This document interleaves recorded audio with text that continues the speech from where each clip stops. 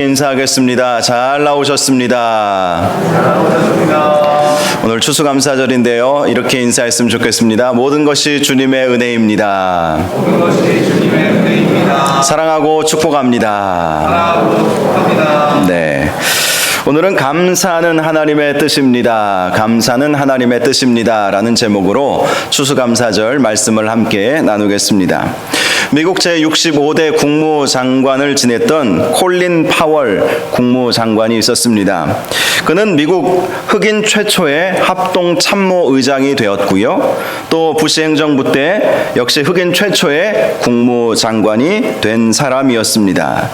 그런데 그는 본래 남미의 자메이카 출신의 이민자의 아들이었습니다. 그리고 뉴욕의 빈민가에서 태어났던 사람이었습니다. 그는 너무나도 가난해서 학비를 충당하려고 여러 아르바이트를 했었는데요.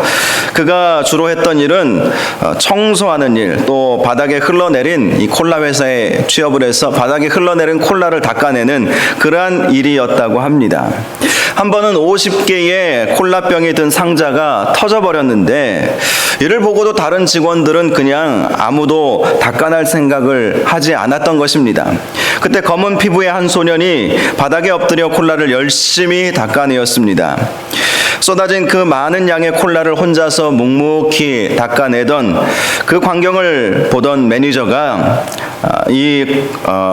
콜린 파월을 칭찬을 했죠. 학생 참 열심히 일하는구나.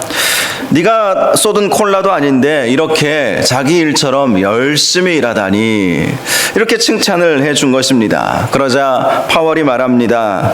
저는 제가 하는 어떤 일에 있어서든 최고가 되기로 결심을 했습니다. 이렇게 일할 수 있는 기회가 주어진 것도 다 하나님의 은혜입니다. 비록 이 콜라를 닦아내는 일을 하지만 저는 이 부분에 있어서도 최고가 되고 싶습니다. 그렇게 말을 했다는 것입니다. 어느 날인가 파월이 다른 인부들과 함께 도랑 파는 일을 하게 되었다고 합니다. 그때 한 사람이 삽을 몸에 기댄 채 회사가 충분한 임금을 주지 않는다고 불평을 했었습니다. 그런데 그 옆에서 다른 한 사람이 열심히 묵묵히 도랑을 파고 있었던 것이죠. 그것을 열심히 이 파월이 이게 보게 된 것이죠.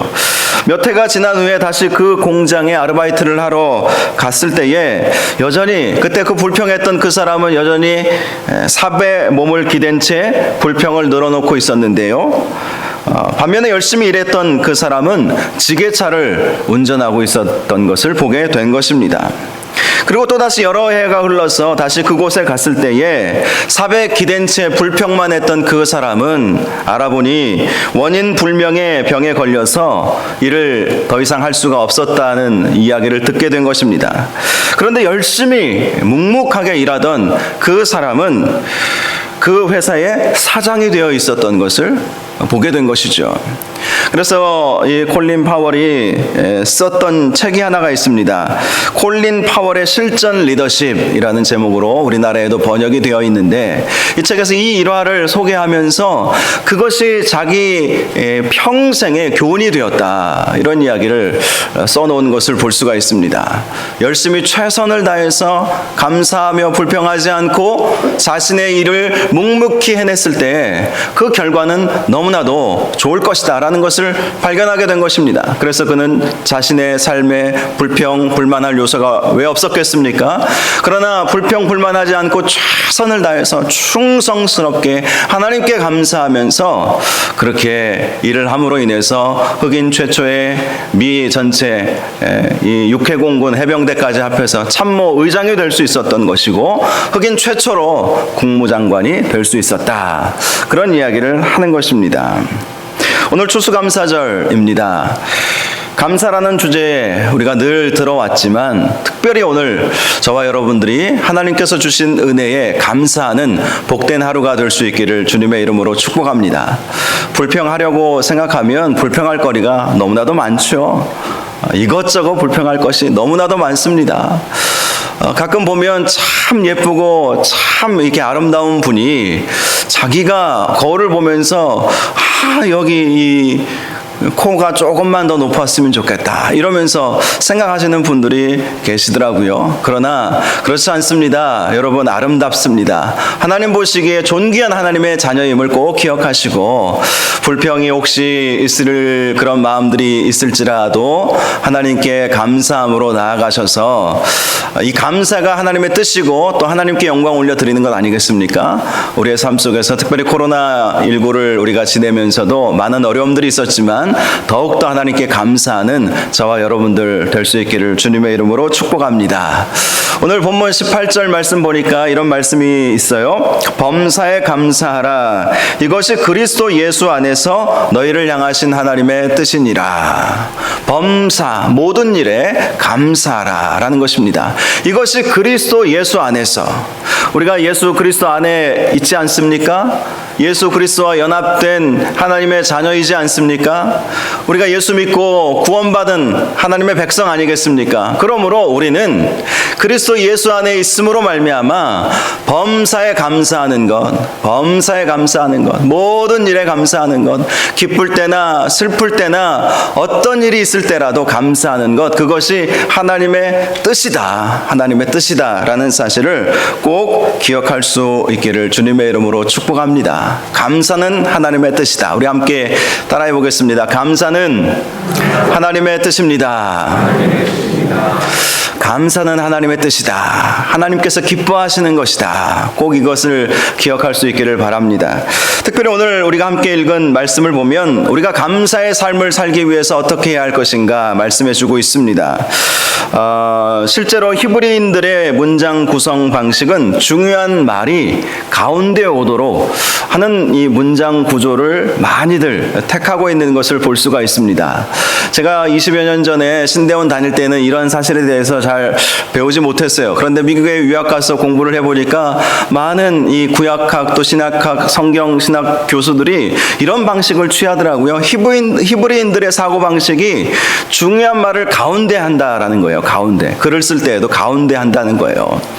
우리는 주로 마지막에 하죠. 중요한 말은. 그래서 한국 사람들은 끝까지 들어봐야 아는 거예요. 처음 들어보고 오해할 때가 있는데 끝까지 들어봐야 하고 싶은 말을 마지막에 하는 것이 우리나라 사람들의 언어 구조 또 특징이라고 할 수 있죠. 이 서양 사람들은 먼저 하는 경우가 있습니다. 이것을 이 국어에서는 두갈식이다 이렇게 이야기를 하는데, 그래서 제가 그 이야기를 듣고 교수님들이 미국에서 공부할 때 그런 이야기를 하더라고요. 시간이 없을 때 그 책의 내용을 파악하기 위해서는 시간이 넉넉하면 쫙 다 읽으면 되겠지만 시간이 촉박할 때는 그 책을 읽을 때 가장 첫 문장만 읽으라는 그런 이야기를 하시더라고요. 첫 문장만 읽으면 이 미국 사람들의 사고방식, 이 유럽 사람들의 사고방식은 먼저 중요한 말, 내가 하고 싶은 말을 먼저 딱 하고 그 다음에 그 말을 풀어서 설명해 주는 방식을 취하기 때문에 먼저 이 나와 있는 이 문장을 보면 그 책의 내용들을 단숨에 거의 뭐 한두 시간 만에 아무리 두꺼운 책도 다 이해할 수가 있게 되죠. 그리고 좀 더 보강이 필요하면 그 부분만 좀 더 길게 한 문단 한 그 챕터를 읽어 내려가면 어느 정도 이해할 수가 있을 것입니다. 그런데 이 히브리인들은요, 중요한 말을 가운데 넣는 그런 습관이 있어요. 오늘 본문도 바로 그런 거예요. 오늘 본문 16절에서 22절까지 말씀을 읽었는데 가장 가운데 등장하고 있는 이 말씀이 바로 범사에 감사하라. 이것이 그리스도 예수 안에 있는 너희를 향하신 하나님의 뜻이다. 이렇게 말씀을 하고 있습니다. 그러면서 우리가 항상 기뻐하라, 또 쉬지 말고 기도하라, 이런 말씀들이 그 위에 나와 있고, 그 밑에는 어떤 말씀이 있습니까? 성령을 소멸하지 말며 예언을 멸시하지 말고 범사에 좋은 것을 취하고 악은 어떤 모양이라도 버려라. 자, 이 말씀이 다 이렇게 범사에 감사하라를 꾸미고 있다. 문장 구조상 그렇게 되어 있다는 것입니다. 물론 이 문장을 분석할 때, 해석할 때에 무조건 가운데 있다고 다 중심 주제가 되는 말씀은 아닙니다. 이것은 이제 해석학적으로 생각해 보면 연관 관계가 서로 있어야 되거든요. 그래서 오늘 본문을 보면 16절과 연관된 말씀이 바로 21절과 22절 말씀이에요. 항상 항상 기뻐하라. 보통 이 끝으로 이제 대칭하면서 이렇게 설명하고 그다음 이렇게 좁혀 들어가는 구조를 취하거든요. 그래서 여러분 보시면 항상 기뻐하라 제일 처음 나오죠. 그리고 마지막 말씀이 범사에 좋은 것을 취하고 악은 어떤 모양이라도 버리라, 이런 말씀이 있습니다. 자, 여러분 한번 생각해 보십시오. 항상 기뻐하기 위해서는 범사에 좋은 것을 택해야 기뻐할 수 있는 것이죠. 이게 연결되어 있는 구조라는 것입니다. 또 쉬지 말고 기도하라, 이 말씀과 연결된 말씀이 바로 19절 20절 말씀, 성령을 소멸하지 말며 예언을 멸시하지 말아라. 이 연관되어 있다는 것을 느낌을 가지실 수 있을 것입니다. 쉬지 않고 기도할 때 성령의 충만함을 우리가 힘입지 않겠습니까? 그래서 성령이 소멸치 않게 되는 거예요. 또 예언을 멸시치 않게 되는 거예요. 예언이라고 하는 것은 성령께서 주시는 하나님의 말씀 아니겠습니까? 그래서 우리가 쉬지 않고 기도할 때에 성령은 소멸하지 않고 또 하나님의 말씀을 더 귀하게 여기는 그런 삶을 살아가게 된다는 것이죠. 그러면서 이제 가운데 나와 있는 말씀이 우리 범사에 감사하라, 이것이 그리스도 예수 안에 있는 너희를 향하신 하나님의 뜻이니라, 이렇게 말씀하고 있다는 것입니다. 그래서 오늘 이 말씀을 통해서 이 말씀이 바로 범사에 감사하는 삶을 살기 위해서 우리가 어떻게 해야 할 것인지를 우리에게 잘 말씀해 주고 있는 하나님의 말씀임을 발견할 수가 있게 된다는 것입니다. 먼저 감사의 삶을 살기 위해서 항상 기뻐해야 할 것입니다. 항상 기뻐하시기를 바랍니다. 슬픈 일이 있어도 기쁨의 눈물을 흘릴 수 있어야 하는 것이고, 슬픔 속에서도 기쁨을 발견할 수 있어야 한다는 말씀인 것이죠. 사실 이 기쁨은 성령께서 주시는 기쁨일 것입니다. 성령께서 주셔야 당연히 기뻐할 때 우리가 기뻐할 수 있는 것이고, 아무리 슬프고 힘들고 어려운 일이 있을지라도 그 가운데에서도 기쁨을 찾아낼 수 있기 때문인 것이죠. 성령께서 우리에게 주시는 기쁨이 바로 항상 기뻐하는 기쁨이라는 것입니다. 그러므로 저와 여러분이 이렇게 기도할 수 있기를 바랍니다. 하나님, 항상 기뻐하는 삶을 살게 하여 주옵소서. 항상 기뻐할 때에 감사가 나오는 것이죠. 기쁨과 감사는 뗄래야 뗄 수 없는 관계 아니겠습니까? 항상 기뻐하게 하여 주옵소서. 하나님, 어떠한 어려움이 와도 항상 기뻐하게 하여 주옵소서. 기쁨을 먼저 찾기를 원합니다. 기쁨을 먼저 찾기를 원합니다. 이런 마음으로 기도하시면 감사하지 말라고 해도 기쁜데 감사가 안 나올 수가 없는 것이죠. 저와 여러분이 항상 기뻐할 수 있도록, 또 항상 기쁨을 허락하여 달라고 하나님께 기도하셔서 기쁨을 통해서 얻는 감사가 넘쳐나시기를 주님의 이름으로 축복합니다. 자, 두 번째, 우리가 감사의 삶을 살기 위해서는 오늘 본문을 보면 쉬지 말고 기도할 것을 말씀하고 있습니다. 쉬지 말고 기도하라. 빌립보서 4장 6절 말씀을 보니까 아무것도 염려하지 말고 다만 모든 일에 기도와 간구로 너희 구할 것을 감사함으로 하나님께 아뢰라. 그리하면 모든 지각에 뛰어난 하나님의 평강이 그리스도 예수 안에서 너희 마음과 생각을 지키시리라 라는 말씀이 있습니다. 여러분, 우리가 염려하지 않고 기도하고 간구할 때 우리 하나님께서 우리의 마음과 생각을 지켜주신대요. 감사라고 하는 것은 마음의 이 상태를 말하는 것 아니겠습니까? 감사, 마음으로 기쁜 것이죠. 마음으로 즐거운 것이죠.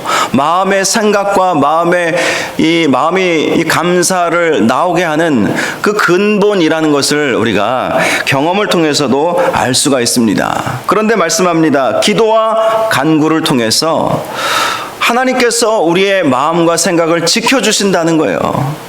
그러니 감사하지 못할 상황이라 할지라도 하나님께서 우리의 마음과 생각을 지켜주심으로 감사가 나오게 되는 것이죠. 하나님께서 우리 마음을 지켜주시는 거예요. 여러분, 손양원 목사님이 자기 아들들을 죽인 그 공산당원 청년을 어떻게 용서해 줄 수 있었겠습니까? 그리고 이 손양원 목사님이 두 아들들을 먼저 천국으로 올려보내면서 10가지 감사의 기도를 하나님 앞에 올려드렸다고 하지 않습니까? 어떻게 그런 일들이 있을 수 있었을까요? 그것은 바로 손양원 목사님이 기도의 사람이었고, 기도함으로 말미암아 하나님께서 그분의 마음과 생각을 지켜주신 거예요. 생각을. 얼마든지 원수가 풀 수 있고 모른 척 할 수도 있고, 가만히 놔두면 그 공산당원 청년은 어떻게 됐겠습니까? 그냥 사람들의 정죄를 받아서 감옥에 갇히거나 죽임을 당할 수밖에 없지 않았겠습니까? 비록 손양원 목사님이 죽여라 마라 이렇게 말하지 않았어도 침묵만 했어도 그 청년은 죽을 수밖에 없었을 거예요. 그런데 오히려 그를 용서해 주지 않습니까? 그리고 자신의 양아들로 삼아주지 않습니까? 그리고 자기 아들들을 천국에 올려보내는 그 천국 환송 예배에는 하나님께 감사의 기도를 올려드린 거예요. 그의 마음과 그의 생각이 지켜진 것이죠. 저와 여러분도 마음과 생각이 하나님의 은혜로 지켜지시기를 바랍니다. 마음과 생각이 지켜져야 감사가 나오는 것입니다. 감사가. 세 번째는요, 19절을 보니까 성령을 소멸하지 말며 라고 말씀을 하고 있지요. 기쁨의 원천은 성령님이십니다. 성령께서 우리에게 기쁨을 주시고 감사를 주시는 것입니다. 그래서 성령을 소멸케 하면 우리의 삶 속에 감사가 도무지 나올 수가 없는 것입니다. 여러분, 샘이 마르면 물이 나올 수 없지 않습니까? 이 샘은 바로 성령님을 의미하시는 거예요. 성령님이 말라버렸는데 어떻게 감사가 나오고 어떻게 기쁨이 나올 수 있겠습니까? 그래서 우리는 항상 성령의 충만함 가운데 살아야 하는 것이죠. 성령을 소멸치 말며 라고 하는 이 말씀에서 소멸하다라는 이 말씀은 불을 끄다 라는 의미를 가지고 있어요. 그러므로 성령을 소멸치 말며 라고 하는 이 말씀의 의미가 무엇이겠습니까? 성령의 불을 끄게 하지 말아라. 성령은 우리의 심령 가운데 거하셔서 활활 타오르기를 원하십니다. 성령의 능력으로 우리가 살아가기를 성령 하나님께서는 그 누구보다도 원하신다는 거예요. 성령님은 우리를 인도하시고 우리를 선한 길로 우리를 축복하시고 또 우리에게 믿음도 주시고 우리의 믿음을 확증시켜 주시고, 여러분 이런 말씀이 있잖아요. 로마서 8장 26절에 보니까 이와 같이 성령도 우리의 연약함을 도우시나니, 성령 하나님은 우리의 연약함도 도우시는 분이세요. 그러니까 성령 충만하면 성령께서 우리의 연약함들을 도우시고 우리를 굳건하게 하고 강건하게 만들어주시는 분이 바로 성령 하나님이시라는 것입니다. 또 이렇게 말씀합니다. 우리는 마땅히 기도할 바를 알지 못하나 오직 성령이 말할 수 없는 탄식으로 우리를 위하여 친히 간구하시느니라. 우리는 무엇을 위해서 기도해야 할지 모를 때가 많습니다. 기도해야 할 순간에도 기도하지 못할 때도 너무나도 많아요. 그런데 성령 하나님께서 성령의 충만함 가운데 우리가 살아가고 있다면 성령 하나님께서 말할 수 없는 탄식으로 우리를 위해서 대신 하나님께 기도하시고 간구하여 주신다라는 말씀을 하고 있는 것입니다. 그러므로 성령의 불이 꺼지고 성령이 소멸케 되면 얼마나 손해입니까? 예수 믿음과 동시에 성령님은 우리 안에 내주에 들어와 계세요. 성령님은 출퇴근하시는 분이 아니십니다. 우리가 오시라고 하면 들어오시고 나가시라고 하면 나가시는 분이 아니세요. 성령님은 우리의 믿음을 붙잡고 계시는 분이시기 때문에 예수 그리스도를 구주로 영접하는 순간 성령님은 들어오세요. 그것이 성경의 말씀입니다. 누구든지 성령이 아니고서는 예수님을 우리의 주님이라고 고백할 수 없다. 그러므로 우리가 예수님을 나의 주님이라고 고백할 수 있다면 성령께서 내 안에 들어오셔서 성령께서 그러한 고백을 이끌어 주신 것이죠. 그래서 성령님은 우리 안에 계세요. 근데 중요한 것은 무엇이냐면 이 성령님이 우리의 삶 속에서 불의 역사와 같이 활발하게 능력으로 나타나시고 역사하시느냐라는 것입니다. 이것은 우리의 몫이에요. 성령님이 들어와 계신 것은 성령님의 강권적인 은혜이지만 성령을 소멸케 하는 것 아니면 성령의 불을 활활 타오르게 만드는 것은 우리의 몫이라는 거예요. 우리가 성령님께 우리의 몸과 마음을 내어드리고 성령 하나님께서 마음껏 역사하시도록 기도하고 말씀을 통해서 은혜를 공급받으면 성령 하나님께서는 너무나도 기뻐하시고 너무나도 좋아하셔서 우리에게 권능을 주시지 않겠습니까? 우리가 놀라운 기적의 역사를 베풀어 주시지 않겠습니까? 성령의 은사들을 부어주시지 않겠습니까? 또 성령의 열매들을 맺게 해주시는 거예요. 그래서 여러분 성령의 불을 끄게 하지 마시기 바랍니다. 성령의 불이 활활 타올라야 감사가 나오는 거예요. 감사의 조건들이 생각나는 것이고 우리의 상황 속에서 어떤 어려움이 와도 감사의 조건으로 만들어 버리시는 것이 성령의 역사라는 것입니다. 저와 여러분이 날마다 성령 충만함을 사모하셔서 우리의 삶에 기쁨과 감사가 넘치시기를 주님의 이름으로 축원합니다. 자, 네 번째, 감사의 삶을 살기 위해서는 20절 말씀을 보니까 예언을 멸시하지 말고 라고 말씀하고 있죠. 예언을 멸시하지 말고. 이 예언은 지난 새벽 기도 시간에도 이 데살로니가 전서 말씀을 나누면서 제가 말씀을 드렸지만 두 가지를 의미한다고 볼 수가 있습니다. 첫 번째는 기록된 하나님의 말씀이죠. 하나님께서는 하나님의 이 선지자들, 사도들을 통해서 하나님께서 영감을 주시고 말씀을 기록하게 하셨습니다. 바로 그 기록된 하나님의 말씀을 멸시하지 말아라 라고 말씀하는 것이죠. 왜 그렇습니까? 여러분, 감사는 말씀을 통해서 오기 때문인 것이죠. 말씀은 우리에게 위로를 주시지 않습니까? 우리가 힘들고 어렵고 지칠 때, 낭망할 때, 쓰러질 때에 말씀 읽으면 살아나지 않습니까? 마른 뼈라 할지라도 마른 뼈라 되살아나라 하는 하나님의 말씀만 선포되어진다 하면 마른 뼈들이 다 살아나는 역사가 있지 않습니까? 아무리 메마른 심령이라 할지라도 말씀을 사모함으로 받으면 우리의 심령은 반드시 살아나게 되어 있어요. 감사를 왜 잃어버립니까? 우리의 삶에 기쁨보다는 절망이 더 많은 것처럼 느껴질 때에, 너무나도 힘들고 어렵게 우리의 삶을 살아가고 있다고 느껴질 때 감사를 잃어버리는 거예요. 그런데 여러분, 우리의 삶 속에 죽을 일들만 있습니까? 그렇지 않습니다. 힘들고 어려운 일들도 있지만 생각해보면 감사할 일들이 얼마나 많은지 몰라요. 이번 코로나 사태를 지나면서 많은 어려움들이 분명히 있었습니다. 왜 없었겠습니까? 정말로 많은 어려움들이 있었어요.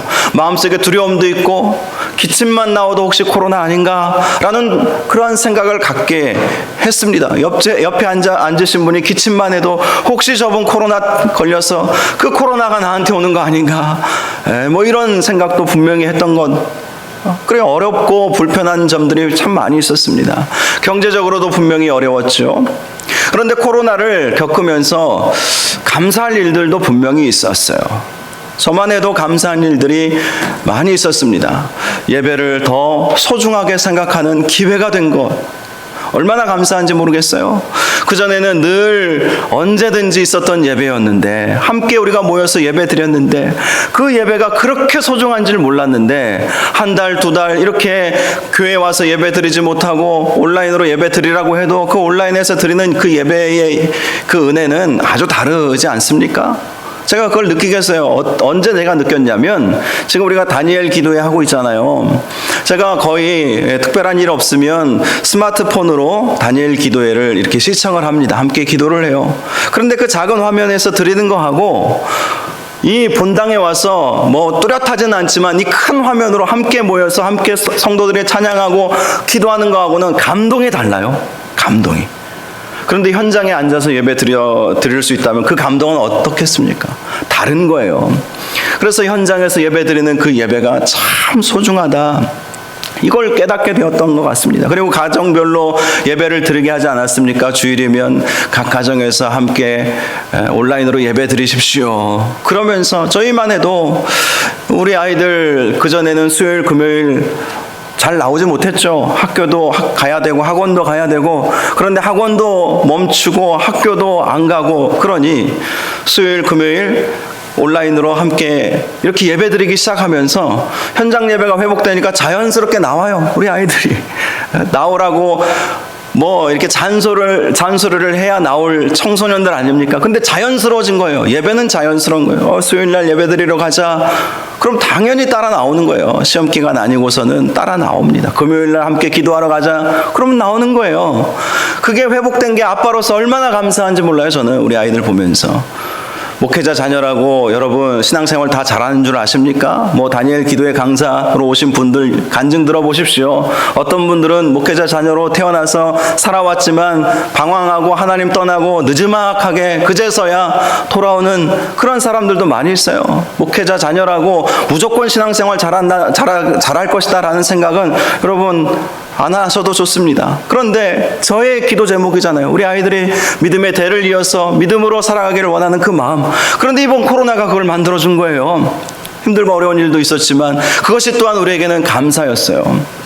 또 교회가 얼마나 소중하다라는 것을 경험하지 않았습니까? 서로 함께 만나서 교제하고 인사하고 지금까지 사랑방 모임도 사실 제대로 이루어지지 못하고 사실 우리는 홀로 살 수 없는 존재이거든요.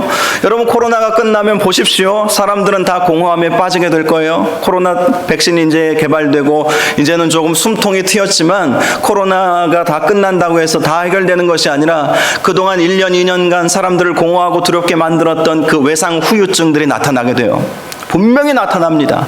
그때 사람들은 무엇을 찾겠습니까? 하나님 찾고 또 공동체를 찾게 되어 있다. 이것은 저의 생각이 아니라 모든 대부분의 세상에서 유명한 그런 전문가들이 다 분석하고 있어요. 카이스트 총장도 그런 이야기를 하는 것을 제가 들어보았습니다. 여러분 그래요. 이런 모든 것들이 코로나를 겪으면서 또한 하나님께서 주셨던 감사들 아니겠습니까? 여러분 이러한 감사는 하나님의 말씀을 통해서 오게 된다는 것이죠. 예언을 멸시하지 아니하면 그 예언의 말씀을 통해서 격려와 위로를 받고 하나님의 뜻을 발견하게 되고 또 그래서 우리의 삶 속에 감사를 놓치지 않게 될 것이다. 그리고 이 예언의 두 번째 의미는 성령님의 음성을 말하는 것입니다. 성령님의 음성. 기록된 하나님의 말씀이 있고 이 기록된 하나님의 말씀이 우리의 삶의 모든 것을 구체적으로 그렇게 말씀해 주시지는 않지 않습니까? 그래서 성령님께서 내 안에 계신 성령님께서 성령을 소멸치 않게 하게 되면 성령님께서 말씀하여 주세요. 저는 전에도 간증드렸지만 그것을 경험했어요. 미국에서 우리 두 아이들 정말 갓난 아이였을 때 차를 타고 가다가 우가 멈춰라. 우가 조심해. 이 말씀, 이 감동이 저희가 갑자기 누가 뒤에서 말하는 것처럼 남자 목소리였어요. 죄송하지만 성령님은 남자신가 봐요. 우가 조심해. 이 말씀 듣고 제가 갑자기 드는 머릿속에 스쳐 지나가면서 브레이크를 밟아야 되겠다. 딱 밟았어요. 밟자마자 신호 위반을 한 차가 저 반대쪽 저쪽에서 확 지나가는데 만약에 그 음성이 저희가 들려지지 않았다면 저 미국 땅에서 허망하게 어떻게 됐을지 아무도 모를 일입니다. 그래서 저는 성령님의 음성이 있다는 것을 확실하게 믿어요. 확실하게. 성령 충만함을 사모하며 살 때 성령님께서 우리의 삶에 구체적으로 말씀해 주시는 일들이 있다는 것입니다. 예언을 멸시하지 않고 성령의 음성을 사모하는 삶을 살아가기를 원한다면 성령님께서 우리에게 말씀하여 주실 거예요. 힘들고 어려울 때 내가 너와 함께한다. 힘들지? 내가 네 마음 다 알아. 내가 너를 도와줄게. 힘 잃지 말아라. 쓰러지지 말아라. 내가 네 손 잡아줄게. 누가 그런 말씀을 해줄 수 있겠습니까? 성령님께서 그 말씀 해주시는 거예요. 예언을 멸시하지 않고 예언의 말씀, 하나님의 말씀, 성령의 음성을 사모하면 성령 하나님께서 우리에게 주시는 말씀을 통해서 우리가 위로함 받고 힘을 얻고 그리고 감사의 삶을 살아갈 수 있다는 것입니다.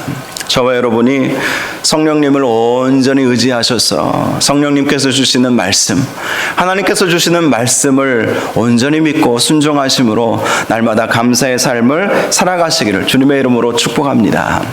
마지막으로 감사의 삶을 살기 위해서 21절에서 22절을 보니까 범사에 헤아려 좋은 것을 취하고 악은 모양이라도 버리라. 헤아린다라는 이 말은 시험하다, 검사하다 이런 뜻을 가지고 있습니다. 시험해 보라는 것이죠. 검사해 보라는 것입니다. 무엇이 하나님의 뜻인가, 무엇이 좋은 것인가 항상 생각하면서 살라는 거예요. 우리가 말을 할 때에도 하나님의 뜻이 무엇인가, 무엇이 좋은 말인가 생각하고, 우리가 어떤 행동을 할 때에도 이것이 정말 좋은 행동인가, 하나님께서 원하시는 행동인가, 삶인가, 그것을 헤아리면서 살아가야 한다라는 것입니다. 악은 그 어떤 모양이라도 버릴 수 있어야 우리의 삶에 감사가 나타나게 된다라는 것입니다. 저와 여러분의 삶에 있어서 무엇이 하나님의 뜻일까 항상 묻고 기도하시고 하나님께서 감동 주시고 말씀을 읽을 때 깨닫게 하시고 그것이 하나님의 뜻 아니겠습니까? 하나님의 뜻 기도하면 하나님께서 하나님의 뜻을 보여주세요. 너희는 먼저 그의 나라와 그의 의를 위하여 우리가 구할 때 이 모든 것을 너희가 염려하고 근심하는 모든 것들을 다 너희에게 더하여 주시리라, 안겨주시리라 라고 말씀하지 않았습니까? 하나님의 뜻을 구할 때 이러한 축복이 오게 되어 있어요. 그러니 감사가 나올 수밖에 없는 것이죠. 무엇이 하나님의 뜻입니까? 우리가 하나님의 뜻을 구할 때 여러분 그렇게 기도하면 하나님의 뜻이 더 선명해지게 되죠. 처음에는 하나님의 뜻이 무엇인지 잘 몰라요. 무엇이 하나님의 뜻입니까?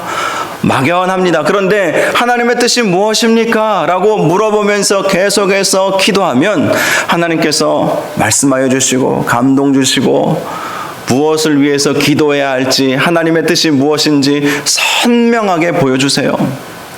선명하게 보여줘. 처음에는 하나님의 뜻이 무엇인지 우리가 제대로 알지 못할 때가 많이 있습니다. 그런데 찾고 구하고 기도할 때 성령께서 보여주시는 것이죠. 이것이 나의 뜻이다. 이것이 하나님의 뜻이다. 그렇게 기도하면 기도가 다른 것이죠. 다른 기도를 드리는 거예요. 똑같이 자기 뜻을 이루어 달라고 기도하지만 그러나 그 성령 충만하여서 하나님의 뜻을 구하는 사람은 이미 하나님의 뜻이 내 뜻이 되어버렸어요. 그래서 하나님께서 이런 말씀을 해주시지 않습니까? 하나님은 하나님의 일을 하시기 위해서 각 사람의 마음에 소원을 두고 행하신다. 그 사람들이 누구이겠습니까? 하나님의 뜻을 구하는 사람들이에요. 더 이상 내 뜻을 위해서 구하는 것이 아니라 하나님의 뜻이 내 뜻이 되어버린 거예요. 무엇이 하나님의 뜻인가 간구하고 또 무엇이 하나님의 뜻인지 기도할 때 하나님께서 그 뜻을 분명히 보여주시고 그래서 하나님의 뜻이 나의 뜻이 되고 하나님의 마음이 나의 마음이 되어서 하나님께 구하니 하나님께서 그 모든 기도의 제목들을 왜 안 들어주시겠습니까? 내 말이 너희 안에 거하고 너희가 무엇이든지 원하면 다 이루리라. 우리 주님이 말씀해 주시지 않았습니까? 그래서 하나님의 말씀을 붙잡고 하나님의 뜻을 구하면서 기도할 때 우리의 모든 기도 제목들은 다 하나님께서 응답하여 주시는 것이죠. 그러니 감사하지 말라고 해도 감사가 나오는 거예요. 하나님의 뜻이 이루어지니 그것이 나의 뜻이 성취되는 것으로 내가 믿어지니까 그것이 얼마나 기쁘고 감사한 일이겠습니까? 저와 여러분이 하나님의 뜻을 구하셔서 날마다 범사에 감사할 수 있는 그 주님의 뜻을 이루는 은혜와 축복이 있기를 주님의 이름으로 축원합니다. 말씀을 마치면서 얼마 전에 아들을 먼저 하늘에 올려보낸 한 목사님이 계셨는데요. 이분의 감사 기도를 소개하고 말씀을 마치겠습니다. 분당 지구촌 교회 개척하신 이동원 목사님의 아들이 지난 10월에 한 달 전에 대장암 투병 중에 미국 LA에서 변호사로 일하던 아들이었는데요. 천국으로 소천하게 되었다고 합니다. 천국 환송 예배 때 이동원 목사님은 아들을 먼저 떠나보낸 슬픔 대신 손양원 목사님으로부터 배운 10가지 감사 기도 제목을 함께 이렇게 나누었다고 합니다. 10가지 기도 제목. 첫째, 아들이 그 지독한 암의 통증에서 해방되어 감사합니다. 둘째, 영광의 나라 천국에 입성하여 감사합니다. 셋째, 그동안 유머가 많았던 아들을 인해 누린 기쁨을 인해 감사합니다. 넷째, 단 한 번도 불평 없이 자랑만 하던 아내와 애교 덩어리 손자를 남겨주어 감사합니다. 다섯째, 어려서 게임을 좋아하더니 게임 회사 변호사가 된 것 감사합니다. 여섯째, 아들의 고통을 통해 예수님을 내어주신 하늘 아버지의 고통을 알게 하심이 감사합니다. 일곱 번째, 아들의 암투병을 통해 수많은 암 환자의 고통과 연대하게 된 것 감사합니다. 여덟째, 또한 자식을 먼저 떠나보낸 수많은 부모들의 고통과 연대하게 되어 감사합니다. 아홉 번째, 아들의 치유를 위해 기도한 수많은 중보 기도자들과 한 지체가 되어 감사합니다. 열째, 아들이 간 천국을 더 가까이 소망하게 되어 감사합니다. 이런 기도를 드렸다고 합니다. 기도가 다른 것이죠. 마음과 생각을 하나님이 지켜주신 것입니다. 얼마든지 통곡하고 슬퍼하고 하나님 어찌하여 하나님 위해서 평생 살았던 저를 봐서라도 살려주시지. 내 아들 정말 충성 다해서 주님 잘 섬겼는데 그 아들 보고 살려주시지. 물론 그렇게 기도할 수도 있겠죠. 그러나 그러한 기도가 바뀐 것이죠. 슬픔이 변하여 춤이 되고 감사가 되었던 것입니다. 기도가 다른 것을 우리가 볼 수 있지 않습니까? 하나님은 우리에게 범사에 감사하라, 범사에 감사하라, 모든 일에 감사하라라고 하셨습니다. 저와 여러분이 항상 기뻐하시고 쉬지 말고 기도하시고 범사에 감사하시기 바랍니다. 그리고 성령을 소멸치 않고 예언을 멸시하지 않고 또 범사에 헤아려 좋은 것을 취하고 악은 그 어떤 모양이라도 버리심으로 여러분의 삶 속에서 날마다 하나님께서 주시는 감사가 넘쳐나시기를 주님의 이름으로 축원합니다. 우리 함께 기도하고 성찬 예식을 하겠습니다. 거룩하고 존귀하신 아버지 하나님, 추수감사절을 맞이하여서 주님의 은혜에 감사하는 마음으로 함께 말씀을 나누게 하시니 감사합니다. 하나님, 오늘 이 말씀처럼 범사에 감사하는 것이 우리 하나님 아버지의 뜻임을 믿고 어떠한 어려움이 있어도 어떠한 환경적인 그러한 불편함과 시련이 있어도 감사를 놓치지 않는 저희가 되게 하여 주옵소서. 감사는 하나님의 뜻이라고 말씀하여 주셨사오니 그 하나님의 뜻을 이루는 우리 모든 성도들, 우리 교회의 모든 성도들 다 될 수 있도록 축복하여 주시옵소서. 예수님의 이름으로 기도하옵나이다. 아멘.